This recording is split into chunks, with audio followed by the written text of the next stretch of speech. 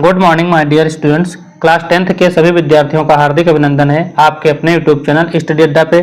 तो आज की क्लास में हम आप लोगों को जो फर्स्ट फ्लाइट पोएट्री है कक्षा 10 का, उसका जो है फर्स्ट चैप्टर डस्ट आप सुनो आप लोगों को पूरा कवर कराने वाले हैं। तो सबसे पहले आप सभी अपने सभी दोस्तों को वीडियो को शेयर कर दें। जितने भी कक्षा 10 में विद्यार्थी पढ़ते हैं उन सभी को मैं आप बताना वाला हूं कि फ्री ऑफ कास्ट आप लोगों का पूरा सिलेबस यूट्यूब पे स्टडी अड्डा चैनल पे पढ़ाया जाएगा। तो जितने भी आपके मित्र हैं उन सभी को वीडियो को शेयर कर दें और चैनल को अभी तक सब्सक्राइब नहीं किए हैं तो सबसे पहले चैनल को सब्सक्राइब कर लें। चाहे बच्चा इंग्लिश मीडियम में पढ़ता हो या फिर हिंदी मीडियम में हो, दोनों का सिलेबस सेम है, इसलिए जो है आप लोगों की क्लासेस भी सेम है, चैप्टर भी सेम है। तो इसलिए आप लोग यहाँ हमारे साथ जुड़ के और अपनी पूरी तैयारी कर सकते हैं।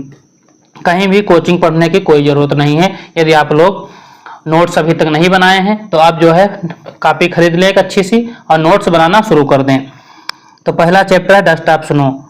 पोएट कौन है इसके? पोएट है रॉबर्ट फ्रॉस्ट। तो सबसे पहले हम इसकी सेंट्रल आइडिया की बात कर लेते हैं।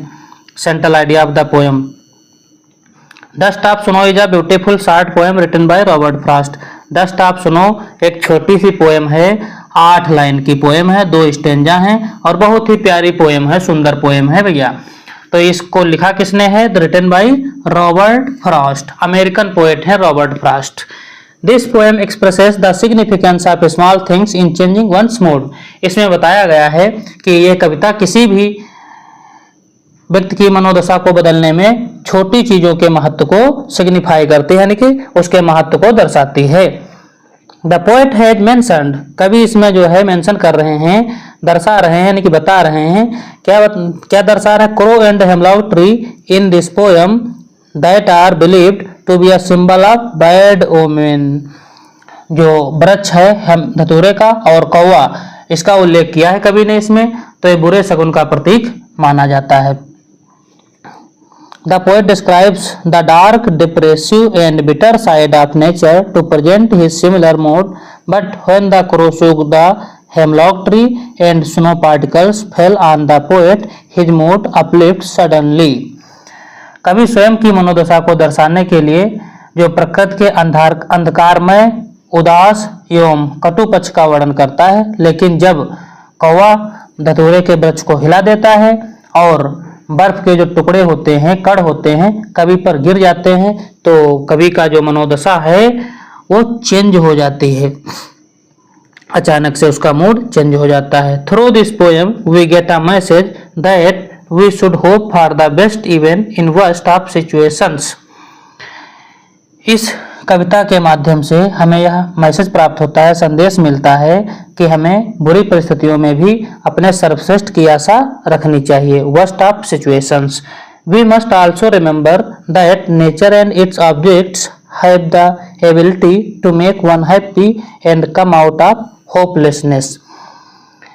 हमें यह भी याद रखना चाहिए कि प्रकृति एवं उसकी वस्तुएं किसी को खुश करने एवं निराशा से बाहर निकलने की एबिलिटी रखते हैं, यानी कि क्षमता रखते हैं। तो ये सेंट्रल आइडिया आप लोग लिख लें, स्क्रीनशॉट ले लें, फिर आराम से जो है जूम करके आप लोग लिख सकते हैं। वैसे अक्षर सभी क्लियर आप लोगों को दिख रहे होंगे। अब हम इसकी कहानी आप लोगों को बताते हैं। स्टेंजा जो है, फर्स्ट जो स्टेंजा है उसकी कहानी बताते हैं, हिंदी अनुवाद बताते हैं, हिंदी में पूरी कहानी आप लोगों को बताते हैं। कहानी इसमें है क्या, देखिए फर्स्ट जो 4 लाइनें हैं ये फर्स्ट स्टेंजा। तो अब देखिए मैं बता दूं आप लोगों को, जो बच्चे यूपी बोर्ड के हैं तो उनको एक 4 लाइन की पोएम, यानी कि 4 लाइन की जो है आप लोगों को पोएम लिखना होगा। तो आप लोग ये 4 लाइन याद कर सकते हैं बहुत ही आसान तरीके से, वो छोटी 4 लाइनें हैं, ठीक है, तो इनको याद कर सकते हैं। The way a crow shook down on me the dust of snow from a hemlock tree। अब इसमें जो है कवि जो रॉबर्ट फ्रॉस्ट हैं वो अपने जीवन की एक घटना को याद करते हैं। इसमें बता रहे हैं कि एक बार कवि का जो मन था बहुत ही उदास था। वह जो है एक धतूरे के वृक्ष के नीचे खड़े थे। अब इसमें ये कविता में ये नहीं बताया गया है कि खड़े थे कवि या फिर पेड़ के नीचे से गुजर रहे थे, तो इसके बारे में इस कविता में तो बताया नहीं गया है, कल्पना की जा रही है। हो सकता है कवि बैठे हों या फिर खड़े हों या फिर रास्ते पे गुजर रहे हों। अब इसमें साफ साफ कोई तो मेंशन नहीं कि कभी बैठे थे कि खड़े थे, लेकिन कह सकते हैं, ठीक है, कि जा रहे हों या फिर खड़े होंगे। तो कभी जब वहां पे पेड़ के नीचे थे तो तब तक के लिए क्या होता है, कौवा जो है आता है, पेड़ पे बैठ जाता है, उसके बैठने से वृक्ष हिलता है, धतूरे का जो भी वृक्ष है पॉइजनस ट्री, और उसके ऊपर बर्फ के टुकड़े गिर जाते हैं। नेक्स्ट स्टेंजा जो है दूसरा स्टेंजा,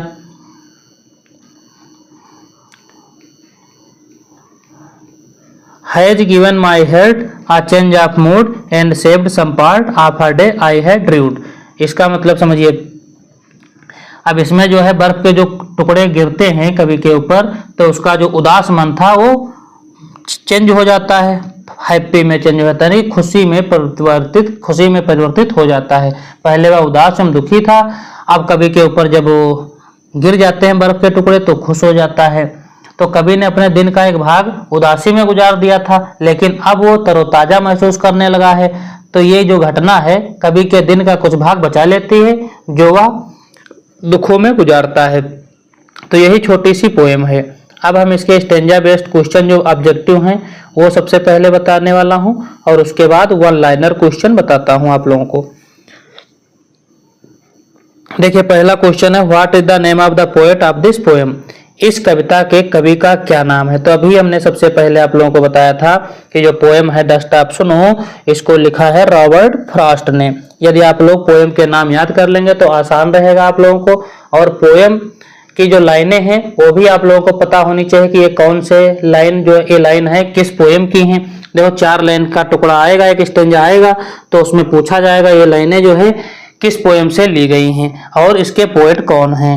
ठीक, तो आप लोगों को पोएम और पोएट का नाम लर्न करना ही है, तभी आप लोग आसानी से 2 नंबर प्राप्त कर पाएंगे। नेक्स्ट है, what does the hemlock tree signify. Hemlock का वृक्ष किसका प्रतीक है।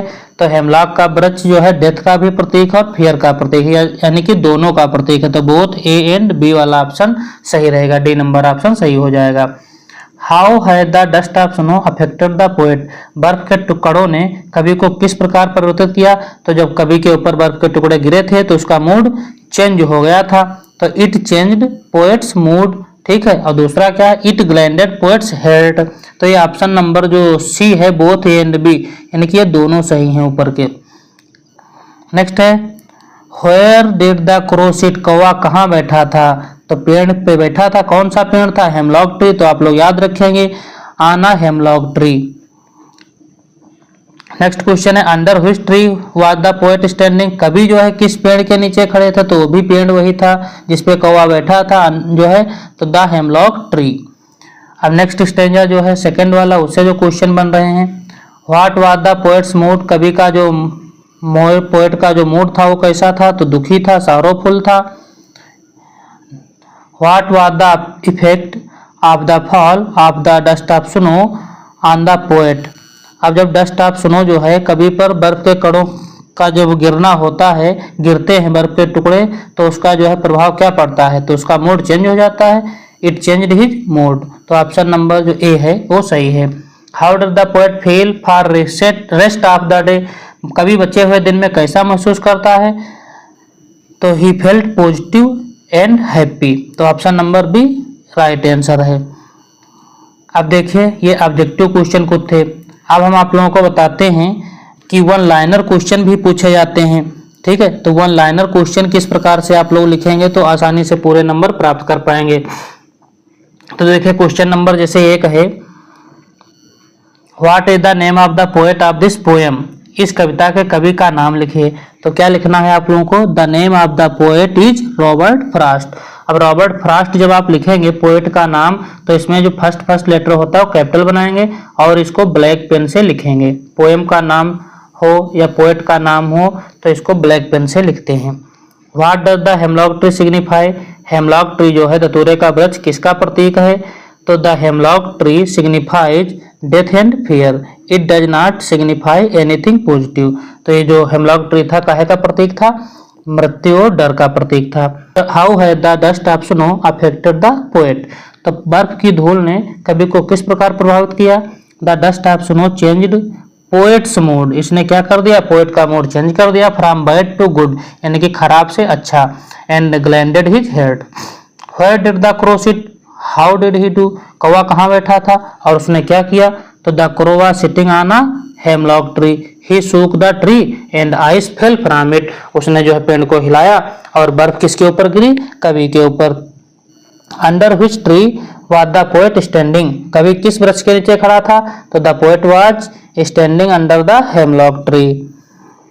नेक्स्ट स्टेंजा है has given my head a change of mood and saved some part of a day I had rued. तो इससे जो क्वेश्चन बन रहे हैं वो आप देखिए। क्वेश्चन है what does the poet try to tell? कवि क्या बताने का प्रयास करता है? The poet is trying to suggest that small things can bring big changes in life and unexpected happiness. अभी हमने सेंट्रल आइडिया में बताया था कि कोई छोटी सी वस्तु जो है हमारे जीवन को बदल सकती है, उससे जो है हमको ज्यादा खुशियां मिल सकती हैं जिसकी हम आशा कभी ना किए हों। जैसे कवि के जो है साथ हुआ, एक बर्फ का टुकड़ा जो छोटा सा उसके बचे हुए जो है दिन को अच्छे से व्यतीत कर दिया। पहले उसका मूड दुखी था, फिर हैप्पी हो जाता है। What saved some part of the day? दिन का कुछ भाग किसने बचा लिया? तो the dust of snow shaken down by a crow from the hemlock tree and the poet saved his rest of the day by making him feel happy। देखिए इस प्रकार से यदि आप लोग लिखेंगे तो आप लोगों को आसानी से पूरे नंबर जो है मिलेंगे। How was the poet feeling about his day? कवि अपने दिन के बारे में कैसा महसूस कर रहा था? तो the poet felt sad about his day, अपने दिन में जो है वो दुखी महसूस हो रहा था। ठीक है। How did the poet feel for rest of the day? जो बचा हुआ कवि का शेष दिन था कैसा हुआ? तो उसमें happy and positive for the rest of the day.